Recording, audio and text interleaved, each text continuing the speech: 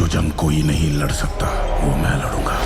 Shit यार, ये YRF की फिल्म होना डिजर्व नहीं करती है। सबसे घटिया बात वॉर 2 की है जूनियर NTR। क्या बोला तूने? टाइगर श्रॉफ भी इनसे बेटर एक्टिंग कर रहा था। छोटी बच्ची हो क्या? मतलब आपने आदि पुरुष को भी माफ कर दिया यार। सुपर। उसके VFX ऐसा लग रहे थे कि डायरेक्ट माइक्रोसॉफ्ट पेंट से बना दिए गए हो। क्या बात कर रहे हैं? उसमें वुल्फ क्यों है? आपको जब आपके VFX ऑलरेडी घटिया है, आपको क्या जरूरत है एक वुल्फ भी लेकर आते हैं? और जैसे कार्टूनों में होता है कि वो हीरो को देख के टू हो जाता है वुल्फ, वैसे ही हो गया वो। किसी का सबसे ज्यादा फायदा हुआ इस पिक्चर से तो वो कियारा का हुआ है। समझ रहे हो? समझ रहे हो आप? तो कुछ डिफरेंट, कुछ अयान मुखर्जी फ्लेवर देखने के लिए मिलेगा, लेकिन आपने हमें सिद्धार्थ आनंद की याद दिला दी है।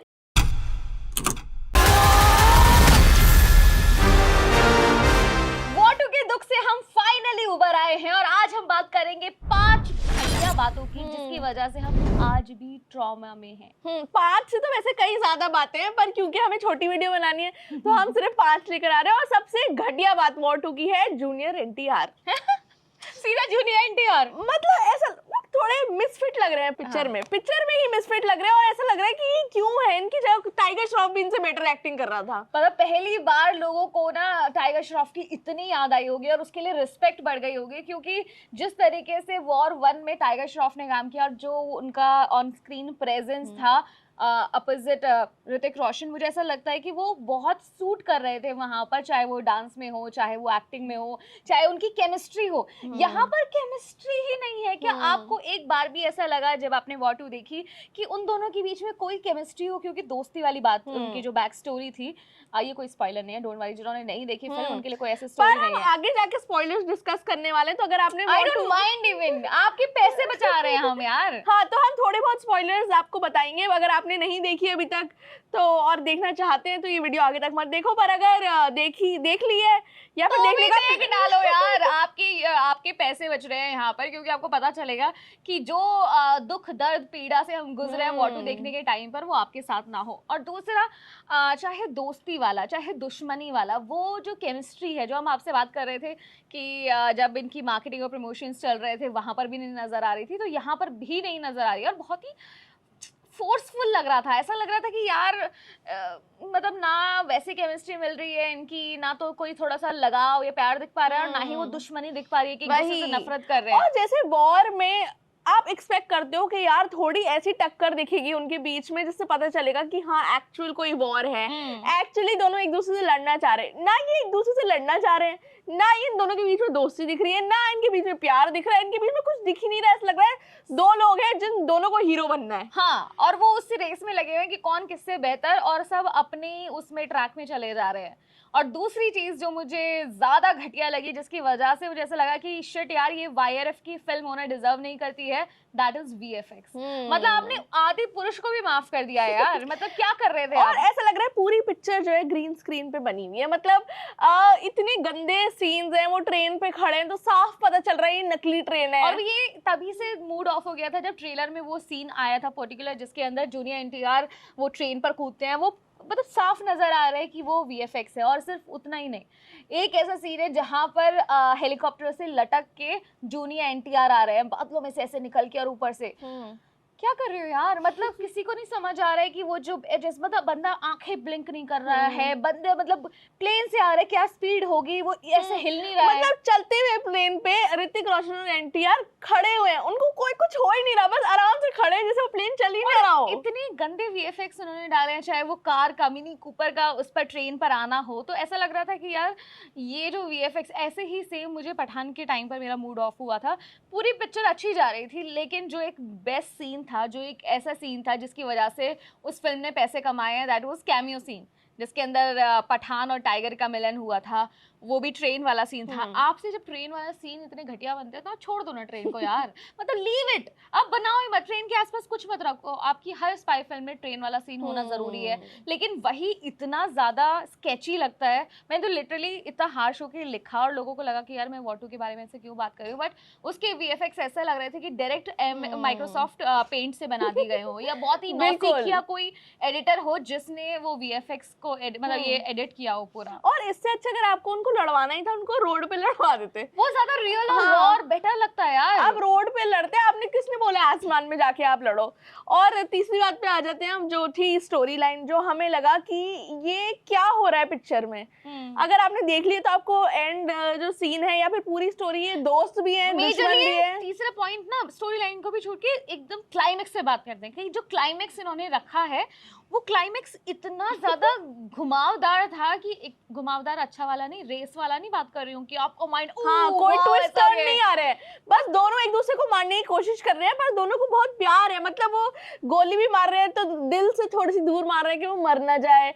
वो जो उनपे एक अटैक करा रहे हैं, वो बोल रहे हैं कि नहीं उसको चोट नहीं लगनी चाहिए पर उसे मार दो। भाई क्या सेंस बनती है इस बात की? समझ इसलिए नहीं आ रहा है कि आपने क्लाइमेक्स में किस तरीके से रखा है, और जो आपके जो इसके अंदर विलेन है वो नहीं समझ आ रहा है कि यार वो कभी इतना स्ट्रांग हो जाता है कि वो सब कुछ हिलाकर रख देता है, और कभी ऐसा हो जाता है कि बस मतलब यूं चुटकियों में खत्म। क्लाइमेक्स में आपको लगता है कि यार ये ऐसा क्लाइमेक्स होगा जिसके अंदर मतलब साथ मिलके लोग लड़ने वाले हैं और उन सबको ऐसे खत्म करेंगे, लेकिन उससे पहले जो उनकी लड़ाई होती है वो इतनी, मतलब वो वर्ड बोलना नहीं चाहिए, बहुत पर ऐसा भी है कि पिक्चर देख के और क्लाइमैक्स देख के ऐसा लग रहा है कि दोनों जो हीरो है उनकी इतनी स्टार पावर है अपने अपने नॉर्थ इंडिया साउथ इंडिया में कि कोई भी एक्सेप्ट नहीं करना चाहता कि हम पिक्चर में मर जाएंगे।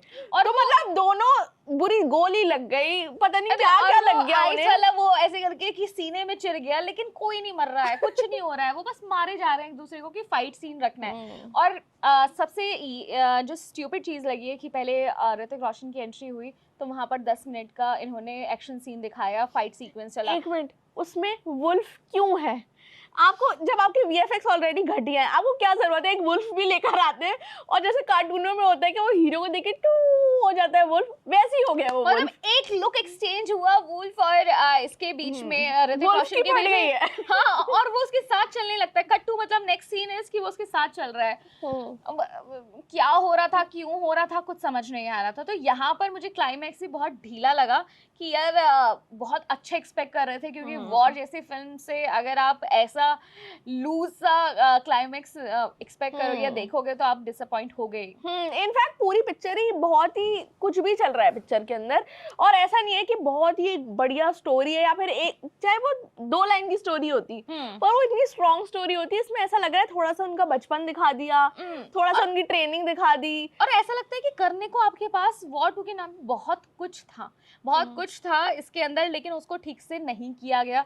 आदित्य चोपड़ा ने इसकी कहानी लिखी है, लेकिन जैसा लगता है कि वो एक्शन के चक्कर में कहानी आपकी कहीं मिसिंग हो गई, और उसके अंदर से इमोशंस आई डोंट नो कि वो या तो आपके एक्टर्स में नहीं थे, और मुझे वो बचपन वाले एक्टर्स ज्यादा बेटर लगे। इंस्टेड ऑनेस्टली जूनियर NTR का तो जो बचपन वाला वो दिखाया है, मुझे वो ज्यादा स्ट्रॉन्ग एक्टर लगा इंस्टेड जूनियर NTR के इस फिल्म में। जूनियर NTR दूसरी RRR में उन्होंने बढ़िया काम किया था, बट यहाँ पर वो नहीं जमे। वो बस ये होता रहा कि दोनों को इक्वल दिखाने के चक्कर में हमेशा ये होड़ लगी रही कि यार ठीक है थोड़ा बेटर, और थोड़ा बेटर करने के चक्कर में वो बहुत जगह ओवर कर रहे थे। पर ये बात जरूर है कि पूरी पिक्चर अगर किसी के ऊपर टिकी हुई है तो वो है ऋतिक रोशन। उनको देखने की वजह से ही मुझे लगता है पूरी पिक्चर वॉचेबल हुई है, क्योंकि NTR भी कहीं तो वो एफर्टलेस विलेन या फिर हीरो जो भी वो बनना चाहते थे वो नहीं लग रहे थे, पर ऋतिक रोशन को देख के ऐसा लगा कि वो फिट हो गए हैं इस पिक्चर में। अब जो दूसरा एक्टर है उसको कोई और बना दो। उनकी तो वो फिल्म है ही ना, वो तो उसका सीक्वल कर रहे हैं, वो तो ऑलरेडी उसमें थे, जोन में थे, लेकिन किसी और से केमिस्ट्री मिलना इज वेरी इंपॉर्टेंट। यहाँ पर मुझे कियारा की तारीफ करनी पड़ेगी कि कियारा जब ऋतिक रोशन के साथ में आए, चाहे वो फाइटिंग सीन में हो, चाहे वो डांस करने में हो, she was looking really better and beautiful. वहां पर चाहे वो केमिस्ट्री की बात कर लो, फाइटिंग सीन की बात कर लो, मुझे ऐसा लगा था कि यार पहले पठान में दीपिका थी, यहाँ पर कियारा है, शायद हल्की ना पड़ जाए, पर एक भी जगह ऐसा नहीं लगा कि वो अपने कैरेक्टर में हल्की पड़ रहे हैं। इनफैक्ट वो ऋतिक के साथ एक्शन सीन कर लिया उन्होंने, वो दोनों लड़ रहे हैं, वो इतना बढ़िया सीन है। मतलब किसी का सबसे ज्यादा फायदा हुआ इस पिक्चर से तो वो कियारा का हुआ है, क्योंकि बढ़िया लग रही है, वो गाने भी मिल गए, बिकिनी शूट भी हो गया उनका, और फाइटिंग एक्शन सीन भी हो गया, तो ये तो बढ़िया। पर अब बात कर लेते हैं अयान मुखर्जी की। हाँ, अयान मुखर्जी के बाद से पहले, बल्कि मुझे ऐसा लगता है कि चौथा जो हमारा पॉइंट है वो होना चाहिए लॉजिक। इस तरीके से मैं बात करूंगी कि वो वैसे आप बोलते हैं, हम भी बोलते हैं कि दिमाग घर पर छोड़ के जाओ, लेकिन यार कितना थोड़ा बहुत तो साथ लेके जाना पड़ेगा ना, काम आते हैं। और वहां पर अगर आप ये देखोगे कि एयरक्राफ्ट के ऊपर, प्लेन के ऊपर एयरक्राफ्ट लाके रोक दिया है और उसके अंदर से ऐसे जंप मार रहे हैं जैसे मैं अभी ये इस सोफे से नीचे जंप मारूं, तो ऐसी वाली फील दे रही है वहां पर। और उसके ऊपर भाग के लड़ रहे हैं, आप आसमान में हो कई हजार फीट ऊपर, और उसके अंदर आप ऐसे वो भी प्लेन के ऊपर आप भाग रहे हो, लड़ रहे हो। यार ग्रेविटी कुछ होती है, ग्रेविटी कोई लॉजिक ही नहीं है। और ये तो बहुत टेक्निकल लॉजिक हो गया। आपने यही नहीं बताया कि अच्छा जूनियर एनटीआर अब कैसे उसमें आए हैं, सर्विस कैसे मिली, अब उन्हें जॉब कैसे मिली, ये तो आपने बताया नहीं। स्टोरी नहीं, वो तो भाग गए थे जेल से, उनको कैसे मिली कोई नहीं, किसी को नहीं पता, कोई बैक स्टोरी नहीं उसकी बताई है। और दूसरा यहाँ वो तो उसमें छोड़ ही दिया है। मैं दूसरा मुझे ये समझ नहीं आया कि जब भी उन्हें गोली लगती है तो वो ये बोलते हैं कि सीने से 2 इंच साइड में गोली मारी थी ताकि तुम, अरे यार कि क्या करे, मतलब क्यों ऐसे व्हाट उसे यार ऐसे एक्सपेक्ट। और एक और सीन है जहाँ पे एक मिनी कूपर है और एक हमर है, और मिनी कूपर को एक स्क्रैच नहीं आया पूरी पिक्चर में। मतलब ये क्या चल रहा है? ट्रेन के ऊपर कुदा रहे हो यार, ठीक है कहीं कहीं आपको ओवर द टॉप एक्शन दिखाना होता है, लेकिन आपने तो साउथ वालों को भी माफ कर दिया है। वहां पे एक घूसा, हम हमेशा मजाक बनाते थे एक्चुअली, एक घूसा मारो 75 आदमी मतलब उड़ते उड़ते जा रहे हैं, उस चीज से मजाक बनता था। लेकिन आपने यहाँ पर अपने उसका मजाक मतलब बना दिया। और इस तरह की फिल्म जहाँ पर आप ये क्लेम करते हो कि यार इंडिपेंडेंस डे पर आ रही है, उसके मौके पर, और देशभक्ति से इंडिया फर्स्ट हो, ऐसी फिल्म में इस तरह का इलॉजिकल चीजें ना बहुत ही वियर्ड और बकवास लगती है, बहुत ही बेकार लगती है। और इंडिपेंडेंस डे पे आप पिक्चर रिलीज कर रहे हो, इसमें आपने बिल्कुल भी देशभक्ति वाली चीज तो रखी ही नहीं है। एक बार फील नहीं आया कि हम इंडिपेंडेंस डे पर कोई फिल्म देखने के लिए जा रहे हैं। यू रिमेम्बर शेरशाह थी, या फिर उसके अलावा भी और जितनी भी हमने इस तरह की फिल्में देखी हैं जहाँ पर एक्चुअल में ना वो पेट्रियोटिज्म जागी है, और ऐसा लगा कि यार मतलब वो इंडिया वाली फील, चक दे इंडिया से भी वैसी वाली फील आई थी। और ये वाली पिक्चर जो थी इंडिया के बारे में नहीं थी, ये पिक्चर थी ऋतिक और एनटीआर के बारे में, उनकी दोस्ती के बारे में। तो मतलब लॉजिक तो बिल्कुल था ही नहीं पिक्चर के अंदर। अब जो अयान मुखर्जी हैं जिन्होंने डेब्यू करा है एज एन एक्शन डायरेक्टर, उनके बारे में क्या बोलना चाहेंगी? मैं ये बोलना चाहूंगी कि अयान मुखर्जी साहब, आपसे उम्मीदें थी कि आप इस बार वॉर 2 बना रहे हैं तो कुछ डिफरेंट, कुछ अयान मुखर्जी फ्लेवर देखने के लिए मिलेगा, लेकिन आपने हमें सिद्धार्थ आनंद की याद दिला दी है कि यार कितना बढ़िया काम करते थे वो। एग्जैक्टली। लेकिन यहाँ पर मुझे लगा कि YRF ने ना एक टेम्पलेट बना लिया, सेट टेम्पलेट है वो, उसी के अंदर उसके हिसाब से एक्शन, उसी के हिसाब से स्टोरी, उसी के हिसाब से ड्रामा होगा। फिर चाहे अयान मुखर्जी आज उसको बना ले या सिद्धार्थ आनंद उसको बना ले, everywhere you will find the same concept and same story. तो वहां पर मुझे ऐसा लगा कि यहाँ पर अयान मुखर्जी का कुछ नहीं था। अगर इसे कोई और भी, इसे अभी मुझे लगता है कि फराज सामजी को भी देते तो सेम पिक्चर बनाते हैं, वो भी सेम पिक्चर बनाते हैं। अब बात कर लेते हैं यार एंड क्रेडिट सीन की। तो जो ये स्पाई यूनिवर्स है, इनके लिए एंड क्रेडिट सीन बहुत ही इंपॉर्टेंट है। सब लोग रुकते हैं स्पेशली कि यार एंड क्रेडिट के बाद क्या आएगा, और इसके अंदर जो गोबर आया है इसके बाद मतलब एक्साइटेड कि एंड क्रेडिट होगा तो चलो पूरी पिक्चर में दिमाग खराब हो गया, लेकिन एंड क्रेडिट हमारा मूड बना देगा। और नहीं, हम सोच भी रहे थे कि आलिया भट्ट आएंगी, शर्वरी आएगा, कौन आएंगी, पर आए कौन? बॉबी देओल। बॉबी देओल जिन्होंने भाई हर पिक्चर में 2025 की में कैमियो किया है, उन्होंने इस पिक्चर में भी कैमियो कर लिया है।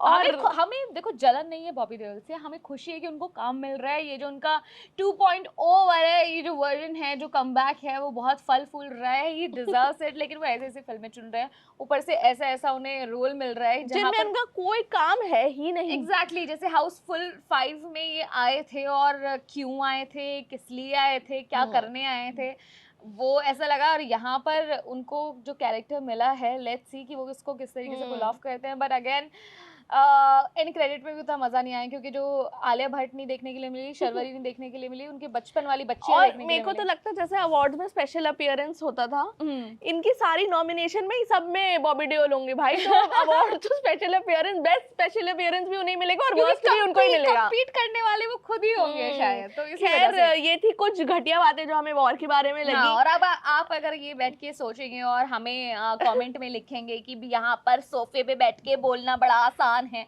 हाँ। तो यस आसान है, पर आसान जो नहीं था वो था पिक्चर 2.5 देखना। नहीं नो 2 घंटे 50 मिनट, मतलब 3 घंटे थिएटर में बैठ के उस फिल्म को झेलना, और वाकई में झेला गया है, तभी हमारी ये फ्रस्ट्रेशन आप लोगों के सामने बिल्कुल निकल रही हमने है। देख ली ताकि आपको ना देखनी पड़े। पर अगर आपने बाई चांस फिर भी देख ली है तो आप हमें कमेंट सेक्शन में बताओ कि आपको कैसी लगी, और हम आपसे मिलेंगे अगली वीडियो में। मेरा नाम है सान्या, मेरा नाम है साक्षी। आप देख रहे हैं स्विच।